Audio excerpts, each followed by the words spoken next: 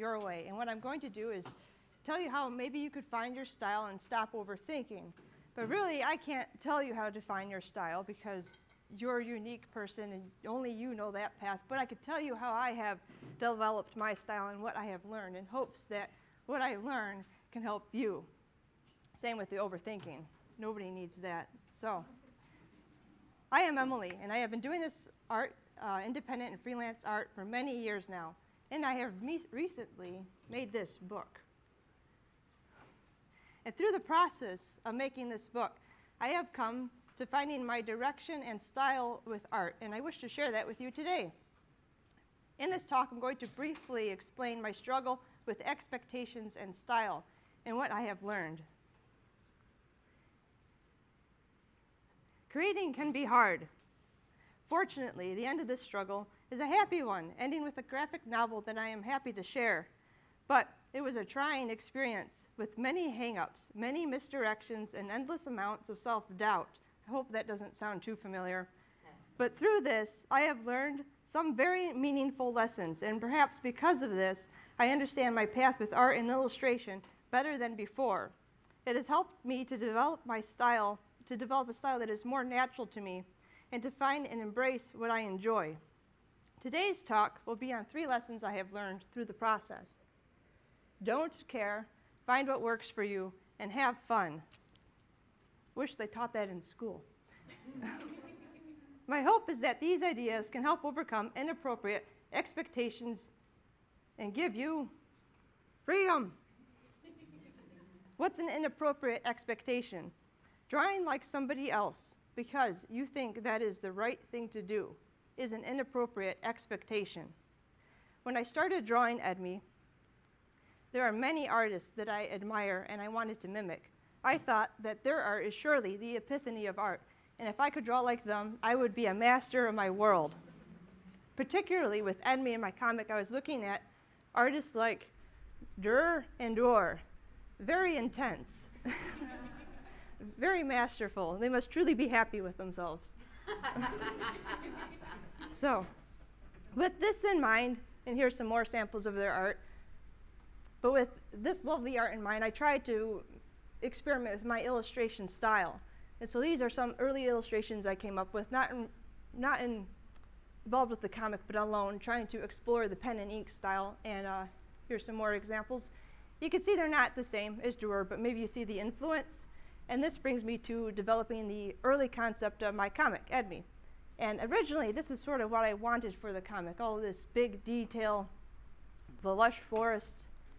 And here's a panel example. So, but you see that they don't touch the quality of Durer or Durer. So, to emphasize this point that we shouldn't mimic people because we like them or because they're popular, we're going to try to mimic this drawing. So, yeah. Take your paper. We're going to divide the paper into 4 pieces first, I forgot. So if you could fold it, because we're going to do 4 drawings by the end of this. Fold it one way, and then the other way. And pick any square. And how long do you think we should draw for? Is 40 seconds enough? Oh, yeah. We can do a full minute. How gracious. We'll do 40 seconds, and if it feels too short, we can extend it. And I will try too. Okay, ready? As best as you can in one of your quadrants, draw this image. Go. Good luck.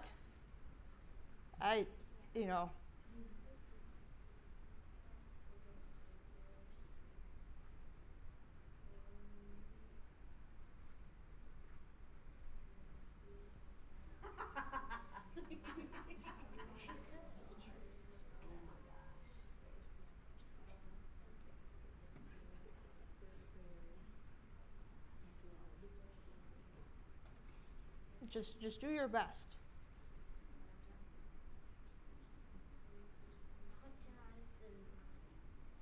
This is the 4 horsemen of the apocalypse, by the way. 40 horse? Oh, 40 seconds. We're not 40. Okay, that's enough. Is that enough for everybody? Or you want more time? Yeah. 20 more seconds? 20 more. 20 more seconds.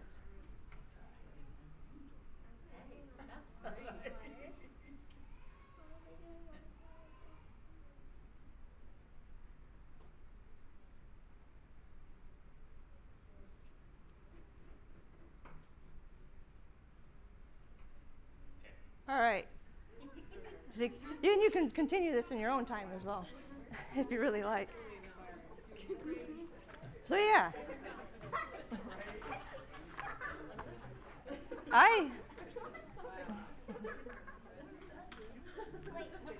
this is my attempt. So, but yeah, who had success? Well, What are we defining as success? oh, you're right. That's a good point.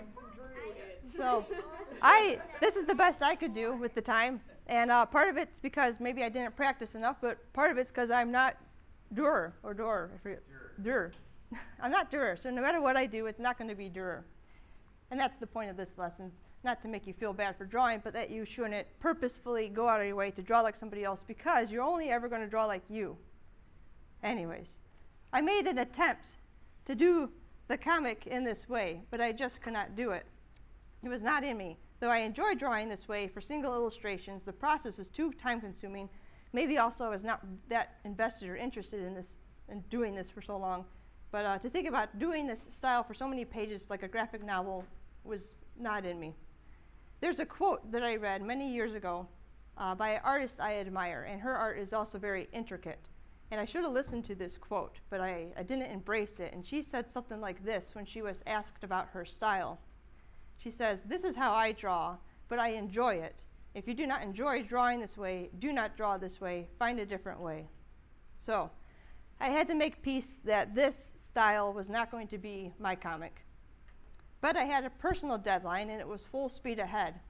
I drew the first issue of Edme, and it was not until it was printed and in my hands and even for sale at the first convention with it that I realized I had lost my direction with it.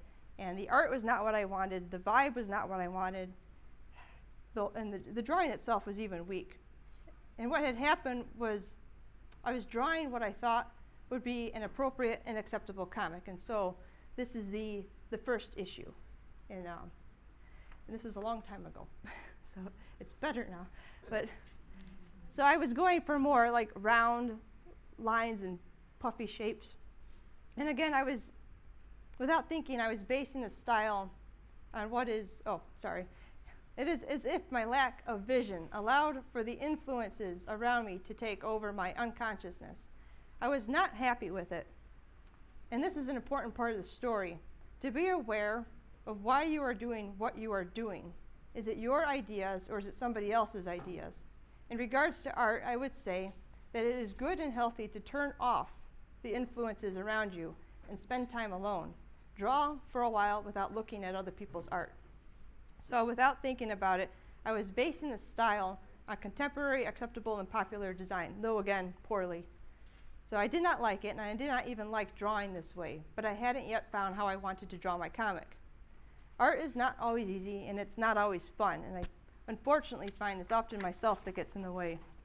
And this brings us to our first point. Stop caring. How should I draw the comic? I did not know. I put it down for a while. Years later, I began to understand the lesson that not much in life really matters. As long as you keep the most important thing the most important thing. Keeping the most important thing, At this time, this lesson was presenting itself to me in many different ways, and one of those ways was how I approached art. It occurred to me that my sketchbook does not matter. It is whatever I want it to be, and the style and the quality of my art is whatever I want it to be. It does not need to meet other people's expectations, and as I would learn, it does not need to meet my expectations. Keeping the most important thing will help you set your priorities straight and reveal there are more freedoms in your life than you thought you had access to. For the sketchbook, this meant that the most important thing was that I draw unhindered by anyone's expectations, including my own, to draw with freedom. So I began drawing with a pen in my sketchbook instead of an erasable pencil. drawing with a pen, I would say, is a very helpful exercise because you cannot sweat it. If a mark goes down, it stays down, and you have to go with it. I found that the less I cared about a drawing, the better it came out. I think I was beginning to understand my strengths in drawing by drawing with a pen, not caring, and not expecting a certain outcome. And this makes me think of people who come to me and they say they are frustrated with their drawing because what ends up on the paper is not what is in their head. And maybe you don't have the skills to pull out what's in your head, but maybe what's in your head is, maybe what's in your head is beyond your skills. Maybe you don't even quite understand what's in your head. But whatever is on the paper, that is what you can do. And maybe if you're trying to have fun drawing, you should accept that this is where you are and embrace it and have fun with it. So, perhaps it is appropriate to say, oops, sorry. Yes. So, with all this, perhaps it is appropriate to say that I began drawing with freedom. And recently I had been reading a book and I came across this quote about freedom by Ursula Le Guin, and I think it fits this situation very well. But in the book it says, an absence of coercion, a lack of control, a condition of self-determination from The Rock That Changed Things, a short story. And that is exactly what this is, because when I was relearning how to draw, I had to give up on ideas and methods I thought were proper. And with the pen and the awkward shapes I was making, I had to give up control of myself, my expectations, and even the physical items I was working with. So, prepare to draw. We're going to take a minute and draw some funny little doodles. I'm going to share with you the shapes that I would use to explore with. So as you saw, I would draw faces with pen and ink, but also I would draw, oops, I got to change my paper. I would make these shapes. And I like to make animals and characters out of these shapes.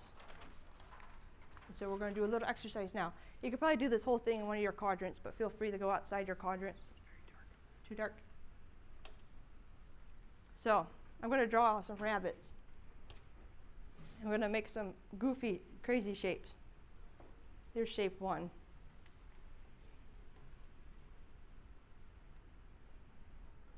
Here's shape 2. Oops. And shape 3.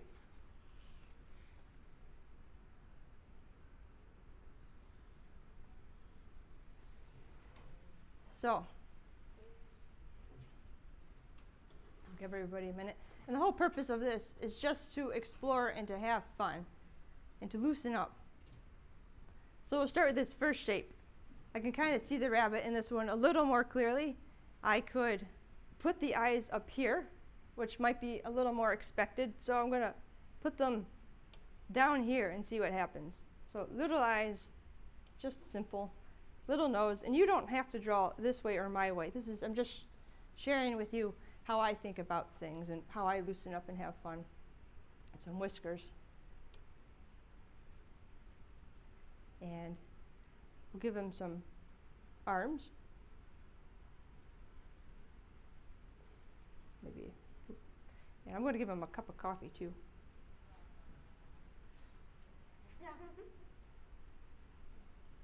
And it's got to be a nice warm cup of coffee. And let's see, I'm going to have him wear a shirt. So some sleeves, and he's going to have a collar. So like there. And a little tie. And his back leg here. And I'm going to draw the underside of his foot because it's kind of cute. And maybe over here too. It doesn't make sense, but it's just fun. And then he has crazy big ears. And I'm going to just follow that down. And then draw the inside of his ear. And some scribble to show you that there's shadow there. And yeah, a simple bunny. Over here we have this abnormal shape. We're also going to turn it into a rabbit. I'm going to stick his face here, I think. A little nose. The whiskers again. And I'm going to move his bottom up. so I can give him some legs. I ran out of space. Oop, too dirty. So some business legs.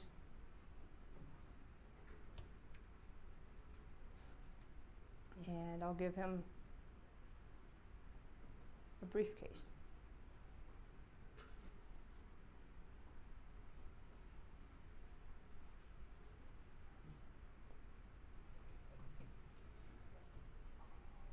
And he also needs a work uniform.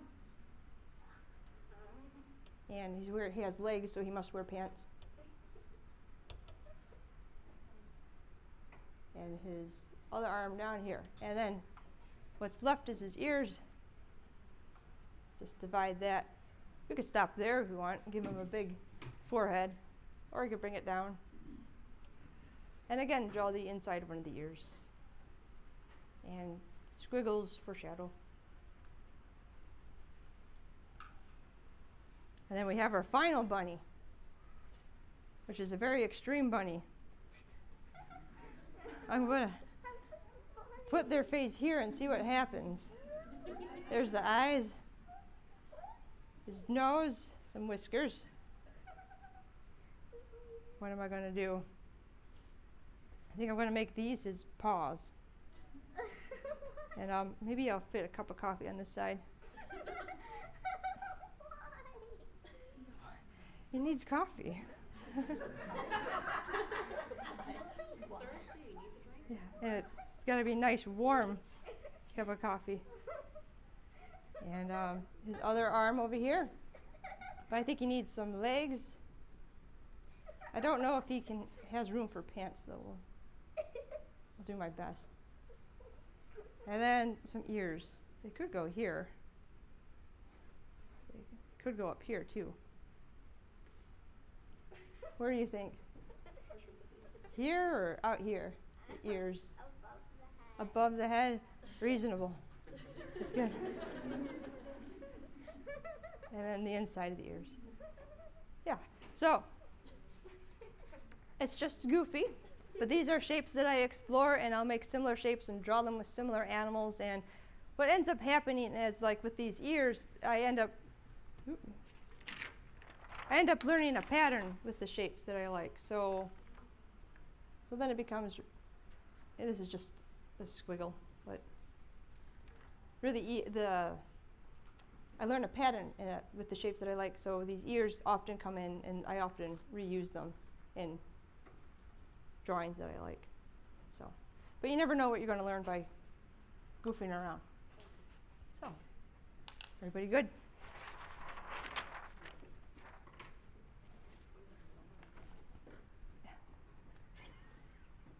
Yeah, so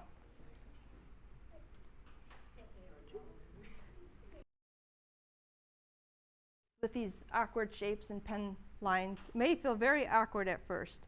And yes, sometimes it's even a little scary. If you're not feeling too flexible with your mind, it becomes intimidating. But my suggestion would just be to make the shapes and goof around with them over and over again. Your first doodle is not your final doodle, and there's always something to learn by exploring things. And are we good? This could go with any aspect of your life, with learning a song or with learning how to draw anatomy. You go over the piece over and over again. There's always something that you didn't see the first time. And then by going through the motions of drawing, even scribbly drawings, you're learning how your arm moves. You're learning about little shapes that you like. It compiles and adds. So it seems silly and random and pointless, but there's actually point to it. So there's always something to learn. And if you come across an idea that you like with your scribbly doodles, you can always go back and develop those ideas. So in your practice, you should allow yourself to fail. But really, there is no failing, because every drawing you make is just a stepping stone to your next drawing. It is interesting to think that if we are drawing for ourselves, a failed drawing is only failed because we say it is. The purpose of the sketchbook is to explore. It is the map to your next move. The sketchbook is the journey, not the destination, as is life. I don't know where I heard that, though. So I used to be stuck trying to mimic what I thought was proper, when looking at other people's sketchbooks, I would be inspired to try to mimic and imitate some of their methods. I would try to apply what I thought a sketching method was, and I could do it, but the methods distracted me from developing my strengths and exploring my freedoms. Not caring allowed me to get past being focused on methods that were less important, such as 3D-ness, carefulness, detail, accuracy, and other so-called proper ways to draw. Not that there's anything wrong with those ways, those are all good ways. It's just that there are also other ways to draw and to sketch and to explore. As they say, there's more than one way to skin a cat. Methods are many, principles are few. Principles don't change, but methods do. So, something started to happen, and I began having fun drawing again. I realized it doesn't matter if I do the comic in the right or the wrong way, and you can do something the wrong way if you really want to. And it doesn't matter if anybody likes or does not like my comic. What matters is that I'm having fun. Otherwise, the whole thing is going to be a miserable experience. And this might seem like an obvious thing, and if you do not struggle with it, then that's excellent. But I find that it is important that when you are drawing your drawings, I would recommend not trying to meet anybody else's goals except your own. However, I should say that this is different when you are studying under a teacher. You should learn from their direction. It is when you are trying to find out who you are with your art that you should tune out everything else. If you are struggling, I would suggest stop looking at your influences, which sounds counterintuitive, but I suggest taking a break from looking at the artists that you admire, watching the media you admire. Turn it off, stare at the trees, and stare at your blank sketchbook for a while and see what comes out. It doesn't have to be a long break, but I think a break from things coming in is very healthy. So I began sketching and scribbling in a way that made sense to me. Nobody taught me how to scribble, and nobody told me that scribbling was okay.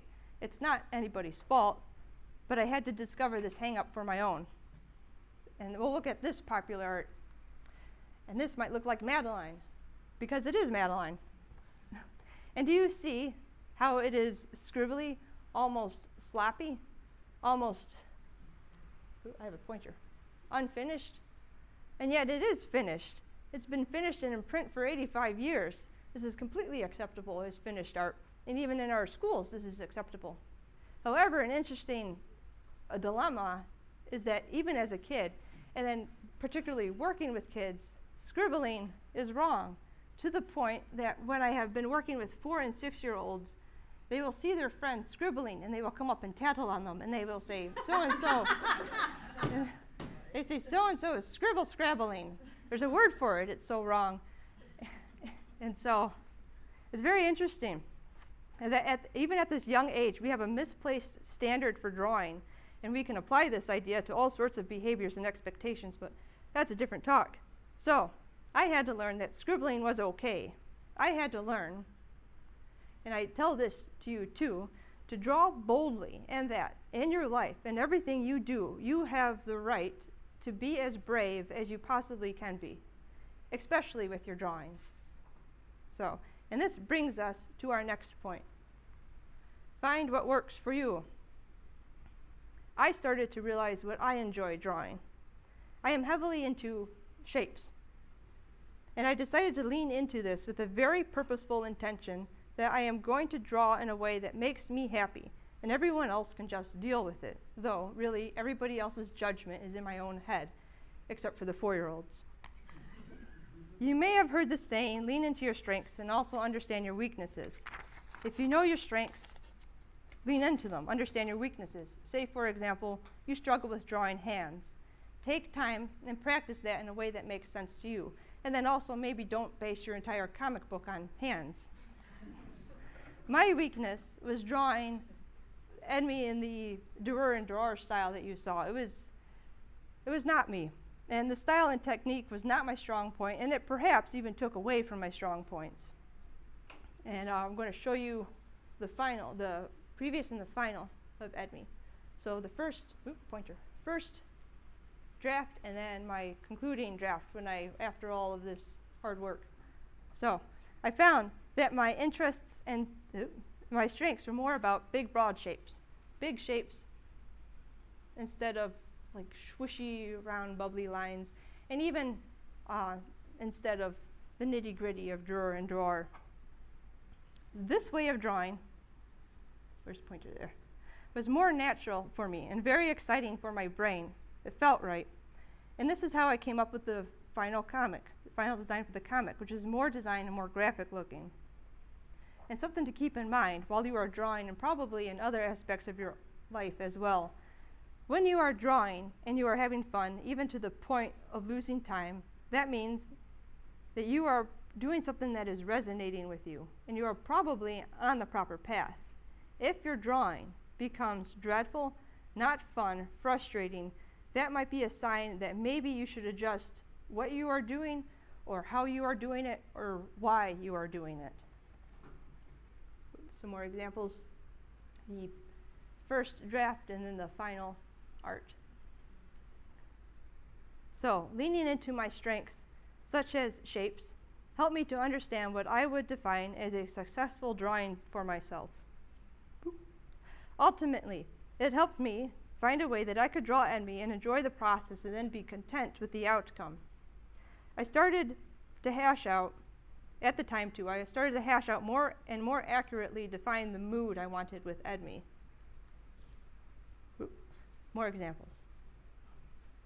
With the mood, I started to reach back into what inspired me as a child and took inspiration from books such as My Father's Dragon, Tuesday, and the likes of Jumanji. So I tried, and more than mimicking the styles, I tried to understand what resonated about them and the mood from them, and I tried to pull that mood from my own art. So instead of mimicking anymore, trying to maybe get a sense for the mood and the inspiration of the piece. And then after much trial and error, this is the final design for my comic girl, Edme. And she is very simple, but you see the long process that it took to get here. So much overthinking and hard thinking. And right now we're going to draw it together.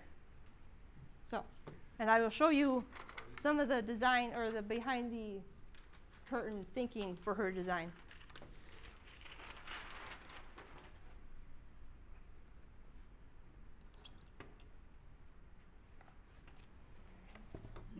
Are you using charcoal or are you using crayon? Charcoal. Yeah. Shows up a little. No, it's fine. This is fine. So, big basic shapes. That's what I like. So, and Edme will do her real quick. She's in the background. Circle for the head, her little neck, and her body's basically a triangle. So maybe like that. I'm going to throw the bird in. Bird's just this sort of shape. You put a bottom on it if you want. And her tail, another simple shape. Very simple, very broad, very basic, but you can get a lot of movement out of these. So the bird's feet. Simple stick figure feet. Her neck is separated from her body by these loops. Very simple, but I think a fun shape, and I like to go outside the line sometimes too. And she's got her one wing that's folded here, and the other one coming out.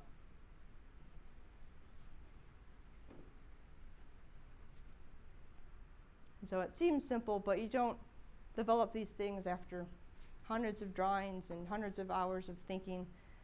And now I come up with this, and it looks like I've been doing this all my life. The nose, I like big noses. Simple nose. Some eyes, and then her mouth. This might look a little wonky, but forgive me. And her tail has just a simple little feather design like that. And then to give her some texture to make her interesting and to help your eye bounce around her, she has some lines on her nose, some lines around her face, and at her tail. her fingers to help them pop out against things. You'll see in a second. They're white, and I just separate them with a little shape. And then this swishy shape is also continued again in her wing when it's folded down, just like that. And some lines to make that interesting. Help your eye bounce. And then what's important for the birds, I'm going to make her face a little darker here. What's important for her design, and we'll get into this with Edme too, is that her body is, if I could try to, it's black. And this helps her stand out against, you can see she stands out against Edme there, and she'll stand out against the background, and she'll stand out against herself too, because her body is black and her head is white, and so it just helps her pop. So, color that in.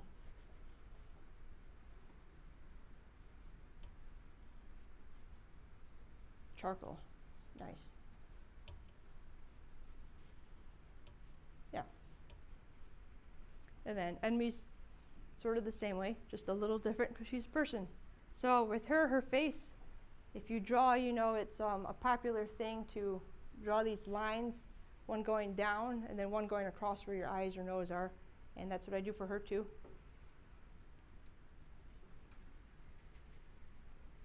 And then her eyes are on that line. And she has a simple nose and a smile, a crooked smile. Her ears, and your ears too, line up with your nose and eyes, so that's about where her ear is, the inner line. And then her hair is this half circle, and then her bangs are this shape. But I cut them in 2 places.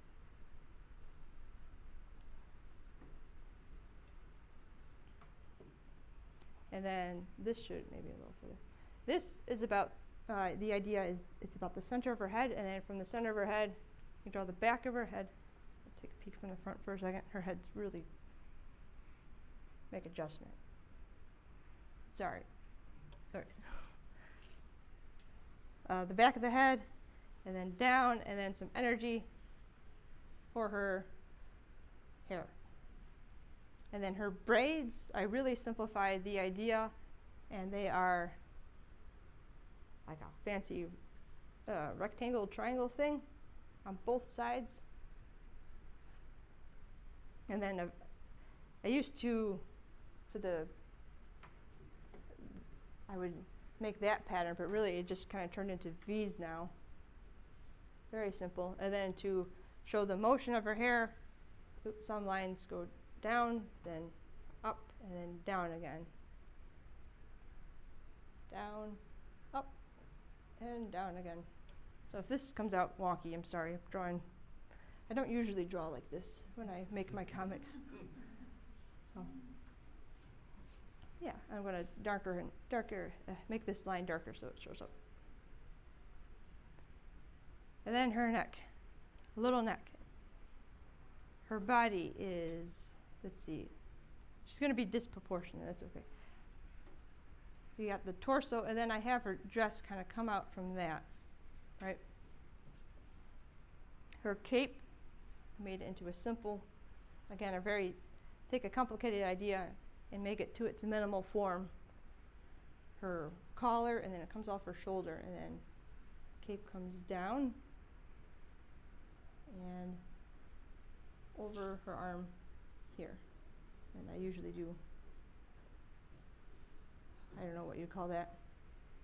What would you call this shape? Merry-go-round? I don't know. Ruffles. Yeah. And then the bottom of her dress is also that, going all the way across. Let's see. I'm going to put in her arm, which again is simple rectangles really. And the clip of her cape would be about the center. So if her head were looking straight, this would be about where her nose would be. And imagine that as I'm drawing. I'm going to draw the cape down like the shape like down, and then it's going draping over her arm across here, and then it comes down behind her arm. And this is important, that when I do this part of the cape, that there's a chunk of it. So it's not just a line, it's a shape, and I'll tell you why in a minute. So then we have her body. I'm going to darken these real quick. We have her torso, her skirt, the bottom of this skirt, and then her skirt's very simple. I imagine that there's a line. If I don't draw it, then I imagine that there's a line through her belly button, and that's where that patch, or maybe a little higher, but that's where that drape comes in, that break in the skirt. So very easy. And ran out of room for the hand, but we're throwing a hand. Okay. And then what helps, well, again, with the, what helps her make her interesting and stand out from the background and herself, again, we have these little lines that I've used for the bird, and they go in her hair, like just little lines of hair.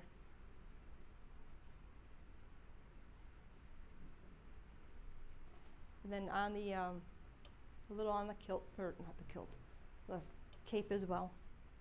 And then the inside of her cape is solid black, like the bird.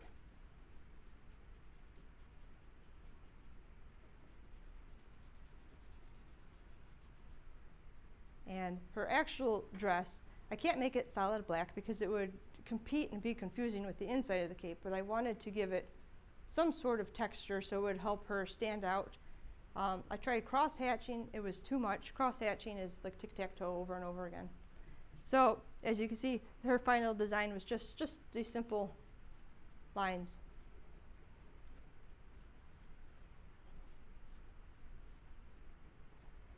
So, and usually nothing else on the comic page has that texture in it either, so it helps her stand out further from the background.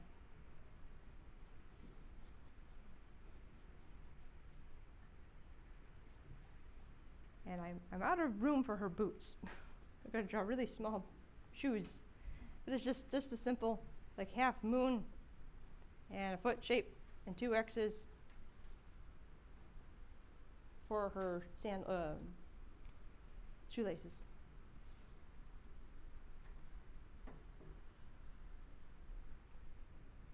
And then the stick.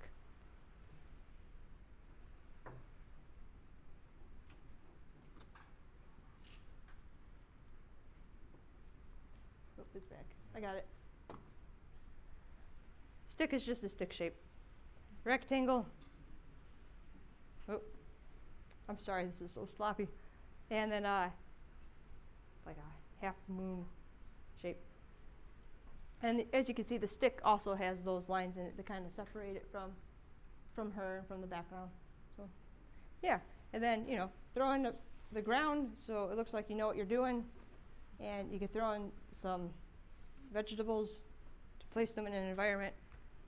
And there's your comic. So, everybody good? So, there is so much great art in the world, and there's so many directions that you can go in. It is understandable to get lost in that. But here is my takeaway from my journey so far. Don't care so much. If you cannot draw like your heroes, that does not mean that you are a failure. Durer draws like Durer because he is Durer, and also because he practices a lot. You will draw like you, even better, if you practice a lot. Keep the most important thing, and find out what that is to you. For me, it was drawing freely and unhindered. Find what works for you. Remember that a sketchbook is the journey, not the destination. The things we call mistakes are not failures. They are stepping stones to our next drawings. The purpose of our current drawing is our next drawing. I would recommend, again, taking time to turn off the outside influences and listen to your gut. When you are drawing and you are having fun, that is a sign that you are tapping into something sincere. Learn from your strength, or lean into your strengths and understand your weaknesses. Finally, and my last point, never forget why you started drawing in the first place. Because it was fun. If it's not fun, then why are you doing it? There's so many other things you could be doing. Go do something else. So, we liked drawing when we were younger because it was enjoyable before we started putting expectations on ourselves. before scribbles were forbidden by societal norms. Don't get in your own way. Goof around and make time to play. So, we're going to do one last drawing exercise for fun. And you might need a partner for this. Do you know what what are they called? They're not Fraken. No, they're called corpse. Yes. Does everybody know? So, you're going to take the back of your paper and you're going to fold it in half. It should already be folded in half. And then make 2 reasonable marks along the line. It can be anywhere.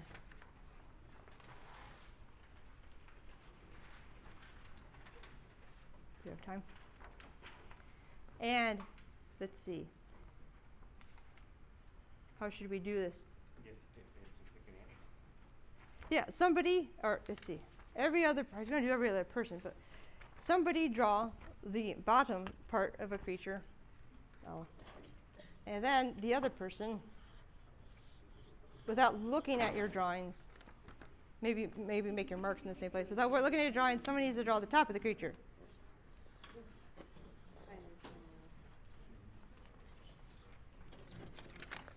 So without looking, and at the end you have a surprise creature. And that's what we're going to do. And I think you're going to draw it with me, Andy. I will. What am I going to do? I'll draw the bottom and then you draw the top. And does somebody want to whisper an animal to me? Okay. Andy, you can't look.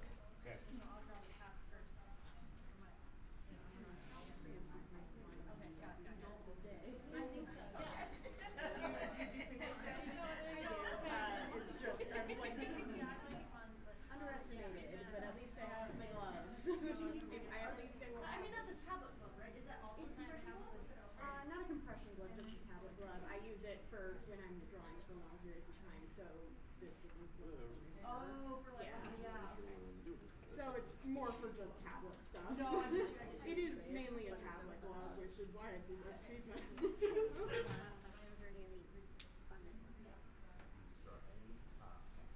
But I have a bunch of these, so I have use them. Oh, sure.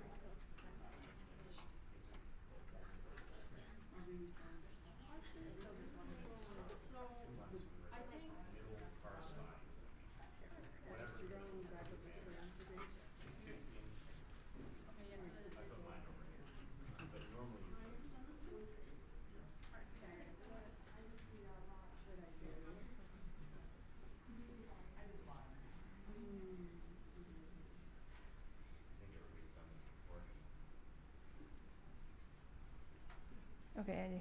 You ready? Hold on. You can draw the top down. Okay, and do the bottom. Don't look. Do the top. You're giving me a try. You want me to draw the top This is yeah. Do the top half, and pencil or whatever you want. on this side? Yeah, that's the. Sorry. Headless.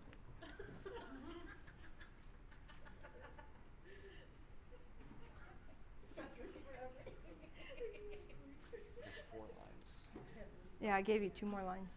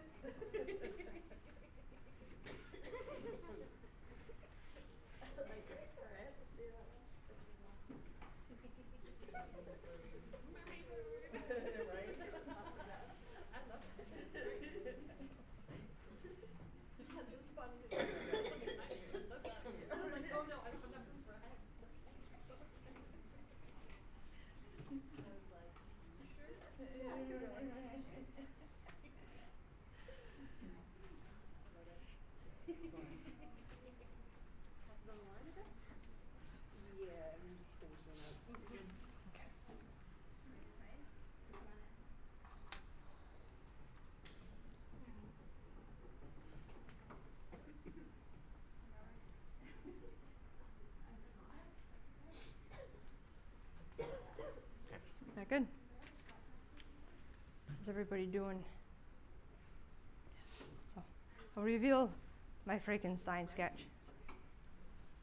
What's the top front? It's an elephant. An elephant. All right. And the bottom of a fox. There you go. And you drew this one? Yeah. So I top of a dragon and the bottom of a Rhinoceros. So yeah, have fun. Have fun with your journey. Don't overthink things. Find what works for you. So, are there any questions? Or, good. Thank you. Thanks for coming. Thanks.